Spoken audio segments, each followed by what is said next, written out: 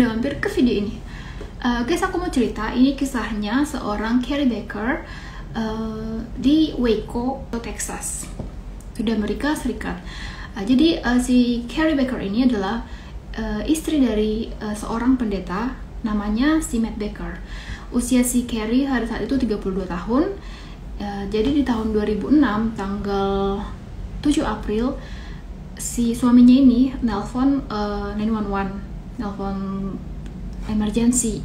Dia bilang istri saya tergeletak di tempat tidur, dia meninggal. Saya nggak tahu harus buat apa. Jadi dia juga bibirnya biru dan tangannya dingin. Dia sudah meninggal, tidak ada nadi, tidak ada denyut jantung, tidak ada nafas gitu kan.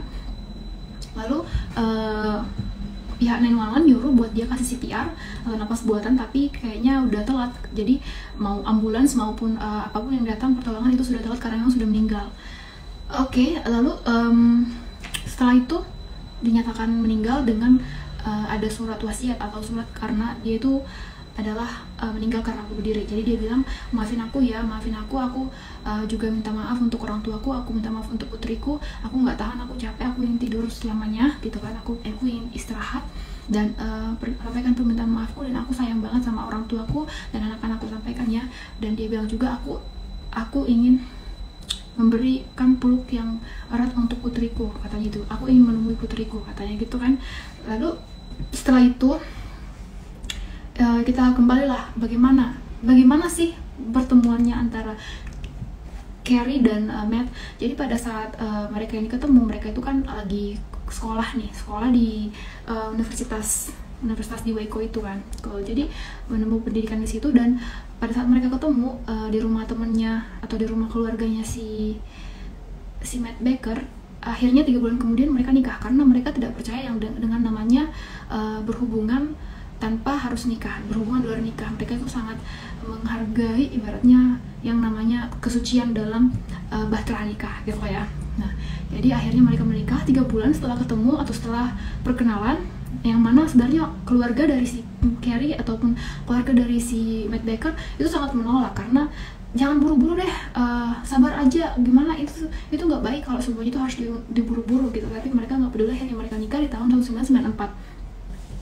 Oke, dan mereka menikah itu mereka dikaruniai putri. Jadi mereka dikaruniai anak lah ya. Jadi tapi sepertinya si Carrie ini mengidap sakit yang terlalu dalam, depresi, frustasi. Itu karena apa? Jadi dia punya seorang putri namanya Cassidy. Si putri ini mempunyai penyakit tumor otak gitu. Jadi dia sudah mempunyai penyakit itu sejak umur si Cassidy 12 bulan, dan setelah itu di tahun 1998, lalu di tahun 1999 dia meninggal. Nah, pada saat si Cassidy meninggal, itu sangat membawa luka batin yang sangat dalam untuk ibunya si Carrie Baker. Tapi mereka masih punya anak sih, masih punya putri dan 2 orang putri lagi. Lalu di April 2006 ini, jelang itu kan ibaratnya itu kan hari jelang kematiannya Cassidy. Terus kata suaminya si Carrie, si Carrie ini gak mau ngomong. Dia tuh orangnya pendiam, dia kayak mengenang putrinya tercinta. Dia mengurung diri, dia nggak nafsu apa-apa gitu kan. Dia gak mau diganggu, dia mengurung diri di dalam kamarnya. Dan pada malam itu si Matt Baker ini atau suaminya ini pergi gitu kan, keluar. Dia tuh kayak mau pergi menyewa film buat ditonton, karena film itu adalah dari Meg Ryan, film kesukaan mereka pada kencan pertama dengan istrinya. Nah, pada dia juga isi bensin, dan begitu sampai ke rumah dia melihat pintu kamarnya itu udah ditutup, dikunci, dan akhirnya dia buka pakai obeng. Dan pada saat dia buka, dia melihat istrinya itu pingsan dan telanjang, dan juga gimana ya, kayak terbaring aja gitu di ranjang mereka di kasur. Lalu dia pun memakaikan baju untuk istrinya. Dia telepon 911, dan dia juga ya udah gitu aja, nggak ada otopsi gitu kan. Itu pengakuan dari dia. Terus ini juga si Matt Baker ini juga pernah bilang sama keluarganya si Carrie sebelumnya. Dia bilang, istriku sangat frustasi, sangat depresi. Sepertinya dia itu udah berkali-kali bilang dia ingin ketemu dengan putrinya si Cassidy. Jadi bisa jadi dia akan pergi ke dunia lain atau akan meninggal ya maksudnya, karena si Carrie bilang kayak gitu kepada suaminya, saya ingin menemui anak saya di dunia lain, kayak saya ingin mati gitu kan, agar saya menemui anak saya gitu. Jadi seolah-olah itu adalah kata-kata yang ditanamkan si Matt Baker kepada keluarganya si Carrie, supaya keluarganya itu tahu gitu kan sebelum kejadian itu. Dan sebenarnya kalau dari statement atau penjelasan dari keluarganya si Carrie Baker, dia tuh sebenarnya fine-fine aja. Oke, dia terluka dengan kepergian putrinya, tapi dia masih punya 2 putri, dan dia tuh orangnya fine-fine aja, dia bahagia, dia juga ngajar, dia 6 bulan lagi juga mungkin akan ganti pekerjaan karena memang dia sudah ada kayak ngelirik-ngelirik pekerjaan lain. Terus keluarganya dari si Carrie ini curiga kan, teleponnya si Carrie kan dibayar, billnya itu dibayar, tagihannya dibayar oleh ibunya, orang tuanya gitu lah. Terus mereka curiga ada 180 kali telepon, dan kira-kira 17 kali telepon lah per hari. Jadi mereka harus bayar, dan mereka bingung siapa sih yang memakai telepon istrinya ini gitu kan, atau telepon anak mereka ini. Nah, lalu mereka berkunjung ke rumah si Matt Baker gitu untuk melihat cucunya. Nah, pada saat orang tua si Carrie mengunjungi tempat itu, mereka melihat foto-foto Carrie sudah nggak ada lagi di rumah itu. Semuanya sudah dilepas dan nggak ada lagi yang namanya bergantungan, yang sosok atau wajah Carrie sudah nggak ada lagi di rumah itu. Lalu mereka juga memperhatikan bahwa pada saat si Matt Baker berkhotbah atau ya di gereja gitu menyampaikan khotbah, dia tuh kayak orang yang lebih bersemangat, bergairah, malah kayak enak-enak aja, nggak kayak orang yang sedih gitu.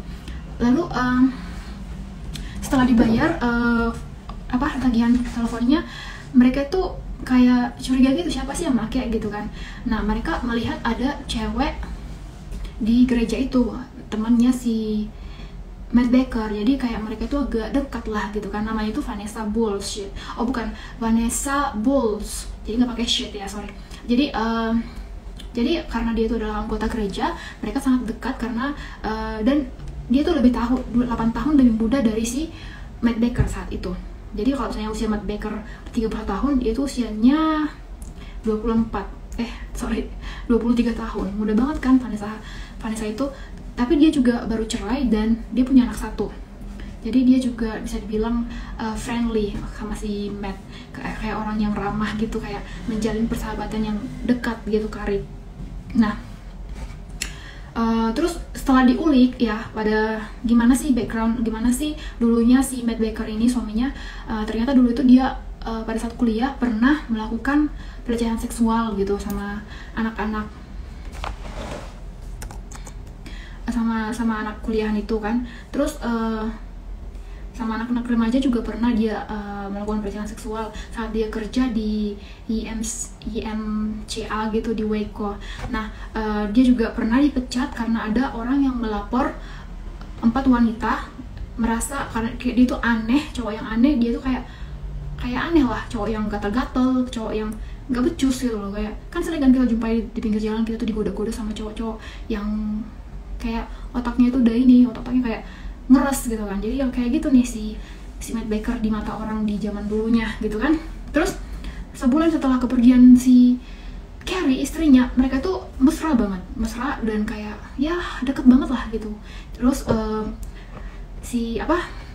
keluarganya ini minta supaya kasus mereka itu dibuka dan supaya diselidiki dulu apa sih yang kayaknya mereka nggak percaya kalau itu adalah kasus bunuh diri, Jadi mereka nggak percaya, dan tapi karena polisi merasa udahlah buang-buang waktu, ngapain sih buka-buka kasus ini, kayak polisi tuh merasa buang waktu dan nggak tertarik gitu.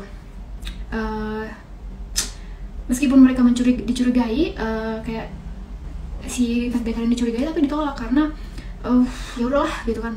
Lalu keluarganya dari si Carrie ini pun menyewa PI atau personal investigator, itu kayak menyewa seorang detektif dalam bagian perselingkuhan lah, ahlinya gitu kan.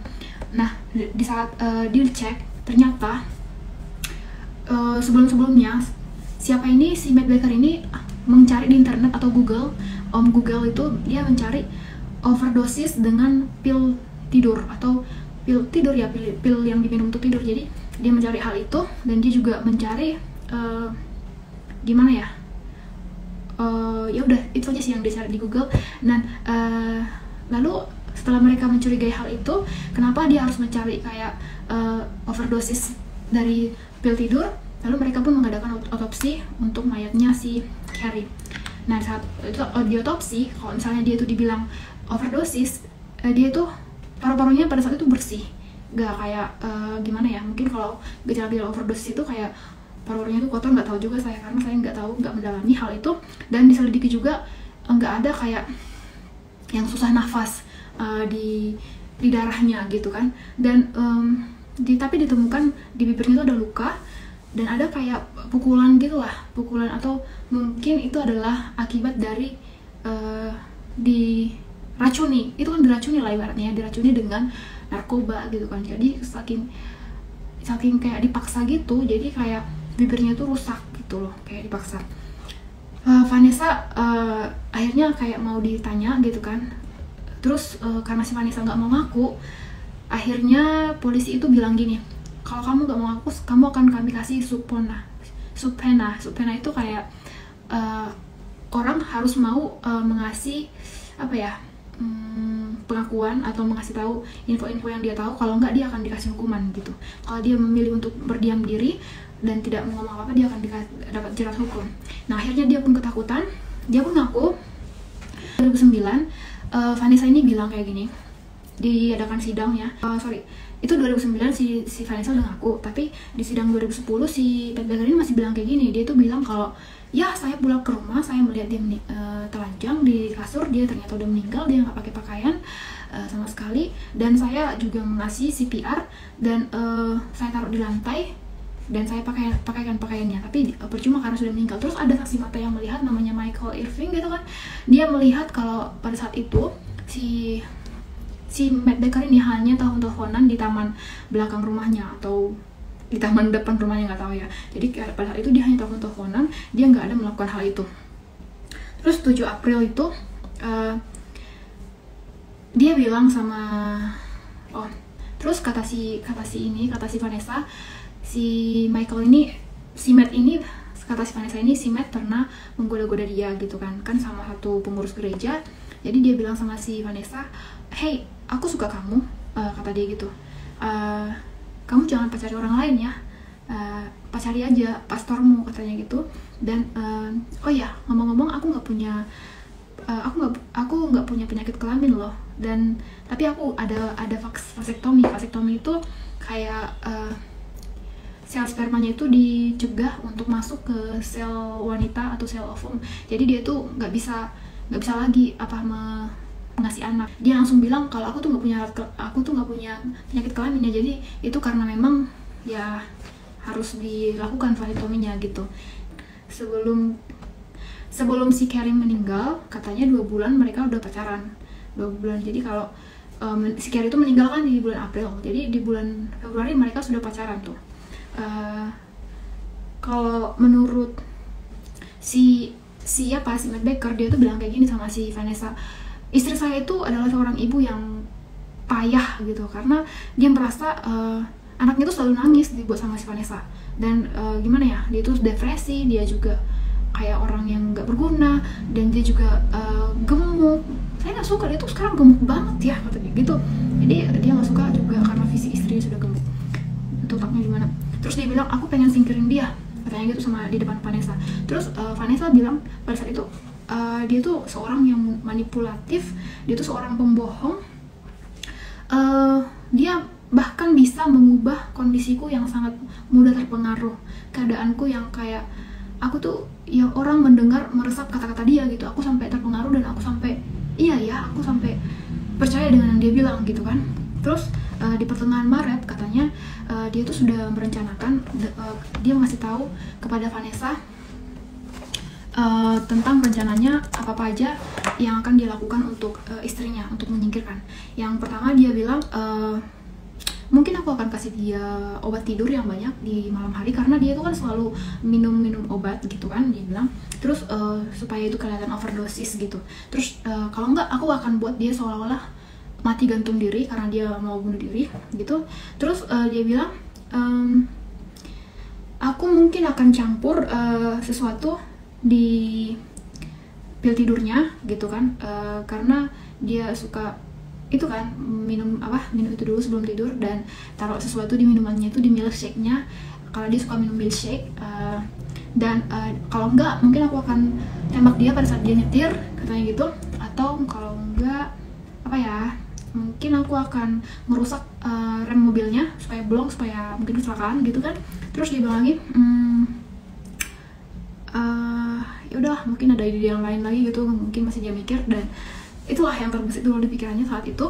Dan pernah di satu hari itu pada saat mereka ngomong, katanya istrinya tuh telat gitu, kayak lama banget balik ke rumah, dan dia merasa kayaknya dia ini udah terluka parah ini, udah kenapa-napa ini, udah hancur banget dia, karena memang dia tuh orangnya depresi. Jadi dia tuh kayak telat banget pulang dari sekolah ngajar. Lalu katanya bagaimana dia melakukan itu, dia bilang dia ngadu nih sama si Vanessa, aku ngasih dia tuh obat perangsang, jadi kayak obat yang bikin nafsu gitu kan. Itu namanya pil kuda sih, pil kekuatan kuda gitu kan untuk mereka. Jadi aku nggak tahu itu pilnya seperti apa, dan juga untuk obat seks atau obat penaik nafsu. Jadi dua itu dicampur gitu, aku nggak ngerti, atau mungkin itu hal yang sama, jadi namanya itu big horse pill, jadi dinamain big horse pill, atau ya nggak tahu lah ya. Jadi itu katanya obat untuk perangsang lah, penguat nafsu gitu untuk seks. Dan dikasih banyak, dikasih langsung 1 botol. Itu juga pada saat itu juga dia dikasih handcuff, tangannya tuh diikat atau diborgol. Nah dia juga dikasih ciuman, kayak ciuman terakhir gitulah, dicium, disentuh, dicium di dahi, dikasih tahu, bilang, dibisikin sampaikan salamku untuk kasih dia pelukan, kasih dia ciuman gitu kan. Terus dia naruh bantal di mukanya si Carrie Becker, istrinya, dan dia gimana ya, setelah dia tekan, dia udah yakin itu meninggal, tapi ternyata katanya setelah dilepas bantalnya, si Carrie ini ngambil nafas terakhir, kayak orang yang mencoba, ternyata masih bisa nafas gitu kan. Dan dia kaget, maksudnya masih hidup gitu. Dia akhirnya tekan sekali lagi pakai tangannya, dia nggak pakai bantal lagi, dia langsung pakai tangannya. Akhirnya disitulah saat dia meninggal, dan beberapa jam setelah kejadian itu dia langsung menghubungi si Vanessa. Lalu ya udah, setelah pengakuan dari Vanessa ini, dia pun akhirnya di penjara karena Vanessa juga mengasih bukti-bukti, dan meskipun memang ada pengacara pembelanya, tapi menurut aku itu kayaknya nggak ada dikasih keringanan sama sekali. Mungkin kamu bisa lihat di Google atau cari tahu bagaimana hukuman dia. Aku tidak terlalu nyari berapa hukuman yang didapat, tapi yang aku tahu dia udah di penjara, dan bahkan dapat panggilan, dia tuh kayak dapat hukuman untuk disiplin gitu kan, supaya dia tuh orangnya ya teratur gitu kan. Jadi seorang tahanan jangan yang neko-neko. Katanya dia tuh 12 hari setelah dia di penjara, dia buat kayak kode gitu, kayak orang, misalnya kayak orang gila, bukan orang gila sih, kayak orang yang kayak cowok-cowok brengsek gitu loh, yang sering kita temui di pinggiran jalan, anak-anak yang kurang etika gitu, yang dia buat kayak gini gitu, dia buat kayak gitu untuk cewek-cewek. Jadi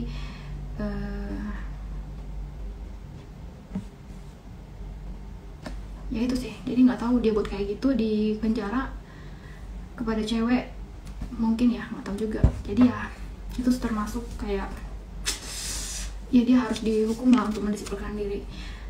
Oke guys, menurut aku hal ini adalah hal yang gimana ya, seorang pendeta gitu, jadi dia kayak kadang apa yang digeluti itu nggak mencerminkan sikap dia ya, perilaku dia sama sekali nggak mencerminkan bahwa dia adalah seorang pendeta. Dia sampai kepikiran untuk kayak gitu, dan bahkan menghabisi nyawa istrinya. Aku jadi kayak gimana ya kalau misalnya hal ini kejadian, kita tanpa tahu bagaimana kondisi suami kita, yang kita tahunya dia sayang sama kita, tapi ternyata ada niat seperti itu. Amit-amit. Aku harap kita itu semoga selalu dijauhkan dari hal-hal yang seperti ini ya guys. Kita harus tetap waspada ya. Kalau misalnya kita udah merasa udah gak nyaman, ya udah kita tinggalin aja kali ya. Saya gak ngerti kalau untuk ditahanin juga, dipertahankan hubungannya, kita yang akan sengsara. Oke guys, terima kasih sudah nonton. Bagaimana pendapat kamu tentang video ini, tentang kisah ini? Tolong kasih komentar di bawah ya. Dan aku sangat berterima kasih karena kalian sudah nonton sampai saat ini. Semoga hari kalian menyenangkan dan semoga kalian sehat selalu. Oke guys, aku nggak sabar untuk nunggu komentar kalian di bawah. Terima kasih. Salam sehat selalu. Bye bye.